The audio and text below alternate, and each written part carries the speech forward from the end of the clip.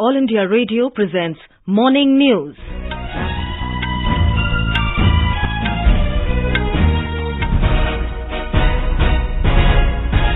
Good morning, I'm Sarabjit Kaur. The headlines. Defence Expo 2020 opens in Lucknow today. Prime Minister Narendra Modi to inaugurate the 5-day event. Insurance cover on bank deposits increases from 1 lakh to 5 lakh rupees. Campaigning for Delhi Assembly elections reaches feverish pitch. Senior leaders of various parties hold rallies across the city. WHO Chief Tedros Adhanom calls for greater solidarity among countries to contain the spread of novel coronavirus. European Union rejects President Donald Trump's proposal for securing peace in the Middle East. And in cricket, New Zealand win toss and elect to field against India in Hamilton ODI. The 11th edition of the DEF Expo 2020, a flagship biennial event of the Ministry of Defence, will kick-start in Lucknow today. The 5-day event will be inaugurated by Prime Minister Narendra Modi in the presence of Union Defence Minister Rajnath Singh. One of the largest mega defence exhibition of its kind is being held for the first time in Lucknow, and it will cover the entire spectrum of the country's aerospace, defence and security interests. Speaking to media persons at the curtain raiser event on the eve of the DEF Expo in Lucknow yesterday, Defence Minister Rajnath Singh said that the huge participation of foreign countries and exhibitors in the DEF Expo 2020 reflects India's growing stature in the international arena. A report from our correspondent. More than 1,000 companies, including a large number of foreign companies, have registered themselves for participating in DEF Expo, making it the biggest ever DEF Expo to be held in India. India-Africa Defence Ministers Conclave will be organized for the first time, in which more than 30 African countries will participate. Ministers from over 40 countries will take part in this edition of DEF Expo, making it an important opportunity for countries to further strengthen defence ties with India. Many MOUs are also expected to be inked in this event. Chief Minister Yogi Adityanath said that Uttar Pradesh will use indigenously developed Dornier aircraft on 2 routes from Lucknow very soon. Sushil Chandra Tiwari, AIR News, Lucknow. In Assam, all preparations are on to welcome Prime Minister Narendra Modi to Kokrajhar on the 7th of this month. The Prime Minister will participate in the celebrations of the signing of the Bodo Agreement. Local holiday has been announced at the Bodoland Territorial Area Districts BTAD to celebrate the accord on that day. More from our correspondent. Assam is all set to welcome Prime Minister Narendra Modi, who will take part in the celebrations in Kokrajhar after signing of the historic Boro Accord. The Prime Minister has termed the Boro Agreement as a historic chapter for peace and development in Assam. Hailing the Boro Agreement, he said it is inspired by the mantra of Sabka Saath Sabka Vikas and Sabka Vishwas and spirit of Ek Bharat Shresth Bharat. With the signing of this Boro Peace Accord, the aspirations of the Boro people will be fulfilled. Prime Minister had earlier said that those who were previously associated with armed resistance group will now be entering the mainstream and contributing to our nation's progress. This is Nazmin Sarkar, AIR, Guwahati. Insurance cover on bank deposits has been increased to 5 lakh rupees from 1 lakh rupees. It has come into effect from yesterday.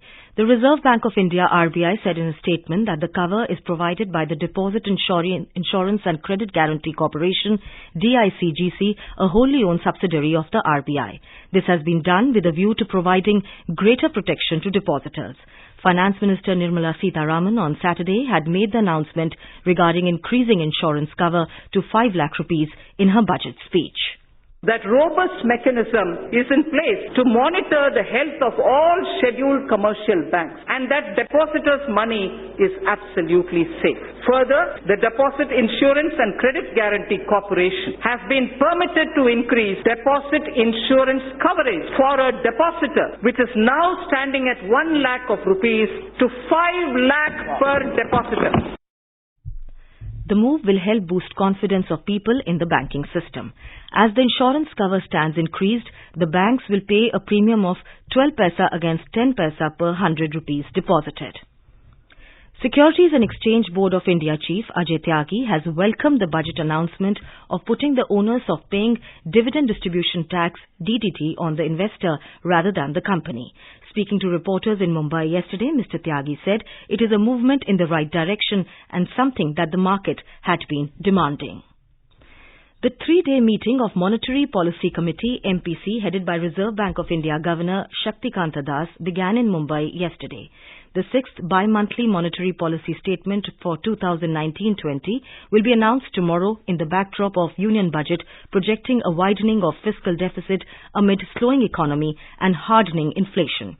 Experts believe that MPC members are going to have a tough time as slowing economy makes the case for reduction in repo rate, while rising inflation and higher fiscal deficit will require the central bank to either hike the rate or maintain status quo even this time.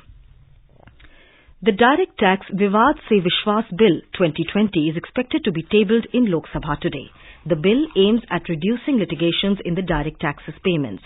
Under the Vivad Se Vishwas scheme announced in the Union Budget, taxpayers whose tax demands are locked in dispute in multiple forums can pay due taxes by 31st of March and get complete waiver of interest and penalty.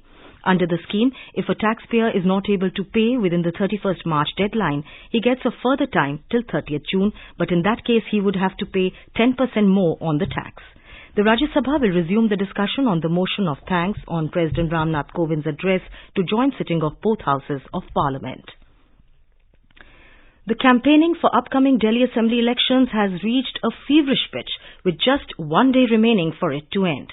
Prominent leaders from different political parties are canvassing for votes through roadshows, public meeting and door-to-door campaign. Senior leaders of various political parties including Prime Minister Narendra Modi, Congress leader Rahul Gandhi, AAP leader Arvind Kejriwal held rallies in the national capital. Today, senior BJP leader and Home Minister Amit Shah will hold public meetings at Mayur Vihar Phase 3, New Ashok Nagar, Krishna Nagar. BJP President JP Nadda will hold 2 roadshows in Adarsh Nagar and Trinagar. He will also hold a public meeting at Jangpura. Besides, Punjab Chief Minister and Congress leader Captain Amrinder Singh, Delhi Deputy Chief Minister and AAP leader Manish Sisodia are among those who will address public meetings at several parts of the national capital. This is All India Radio giving you the news. For quick news updates round the clock, follow us on our Twitter handle at AIR News Alerts.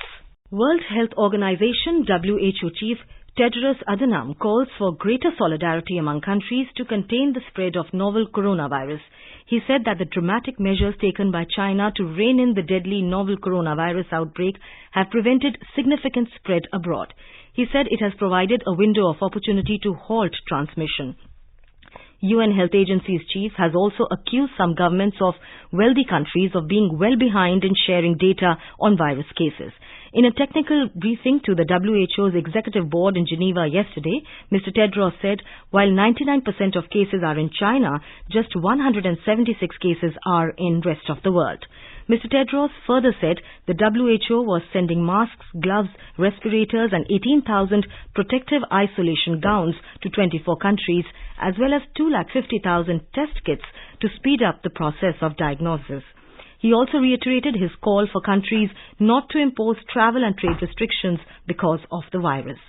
In Japan, at least 10 passengers on a cruise ship have tested positive for the novel coronavirus, said the Health Ministry today. Japan has quarantined the vessel carrying 3,711 people and tested those on board for the virus after a former passenger was diagnosed with the illness in Hong Kong.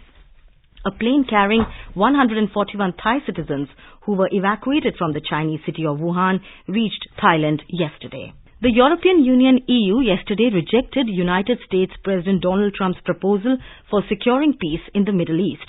EU also expressed concern about Israel's plans to annex more Palestinian land.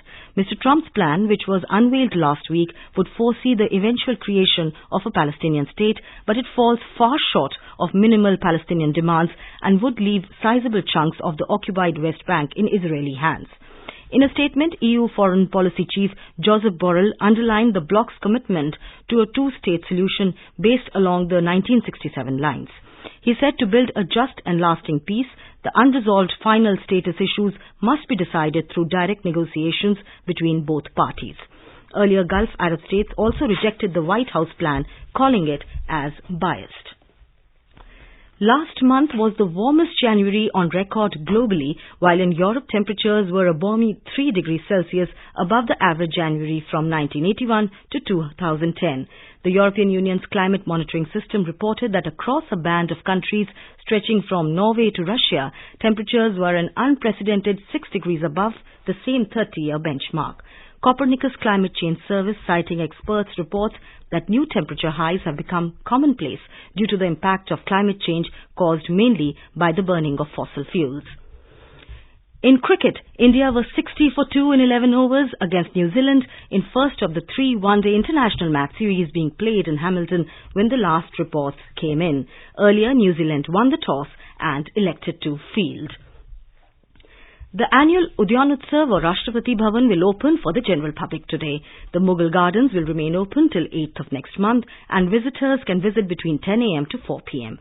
The gardens will be closed for visitors on Monday on account of maintenance. In addition to the direct walk-in entry, visitors can also avail the online booking facility. Our correspondent reports that the main attraction this year, besides tulips, are exotic flowers, are bulbous flowerings. Around 10,000 tulips, specially cultivated in Mughal gardens, are expected to bloom in phases during this month. They are in vivid colors of red, white, orange and yellow, mixed with red and pink. Flower carpets in magnificent designs will also be on display in the central lawns, revealing the skill and craft of the gardeners of Rashtrapati Bhavan. The dominant color scheme of this year's ornamental flowers is white, yellow, red and orange. A small beautified cactus corner with interesting varieties of cactus and succulents has been landscaped. Air purifying plants have been showcased in the garden. An exhibition stall will showcase organic fresh vegetables and fruits grown in the President's Estate Organic Farm. Suparna Sekya, AIR News, Delhi. In Tamil Nadu, the rare Kumbhabhishekam of the heritage Brihadaswara temple in Tanjavur will be held in a short while from now. Here is a report from our correspondent. The huge Vimanam over the sanctum sanctorum of the temple will be consecrated with 110 pots of water. The Kumbhabhishekam, which relates to the rejuvenation of the temple, was last performed in 1997. Lakhs of pilgrims have flocked to the temple town of Tanjavur on the banks of the Kaveri river to witness the rare rituals. Tamil Nadu state government has made all the necessary arrangements for the pilgrims. The walls of the temple complex have been attractively decorated by paintings in natural colors created by the students of the Kumbakonam Government Fine Arts College. Dr. K. Parameswaran from Trichy. In Jammu and Kashmir, the administration has put the strengthening of healthcare infrastructure across the Union Territory as one of its key priorities. Lieutenant Governor Girish Chandra Murmu made these remarks in Jammu yesterday. He emphasized on expanding and strengthening of healthcare facilities in J&K and highlighted various initiatives being taken by the government to provide the best possible Medicare facilities to the people, particularly in the remote and border areas. And now for an overview of today's newspapers, it's over to Abhishek Mukhopadhyay. Thank you, Sarabjit. Most dailies today lead with the latest on the deadly coronavirus. The Economic Times headlines: India readies treatment protocol for coronavirus. ICMR sets up expert panel to develop drug mix. No decision yet on Pan-India NRC. Minister tells Parliament is the top headline in the Hindu. Armed Forces in for the biggest reorganization. Quoting Chief of Defence Staff General Bipin Rawat, Hindustan Times writes integrated military commands will be in place in 3 years. Reporting on the shooting incident on February 1st at Shaheen Bagh, the Indian Express headline reads, police say Shaheen Bagh gunman had joined AAP party, hits back. With an effort to boost the local economy, the government proposes to amend the Customs Act with an eye on cheap imports. Government plans Customs Act tweak is the headline in the Hindustan Times. And finally, a determined Sarita Devi has planted over 1 lakh trees on her own. Bihar woman transfers Barren Hill region into green zone, headlines the Statesman. And with that, it's back to you, Sarabjit. Thank you, Abhishek. And now, before we end the bulletin, the headlines once again.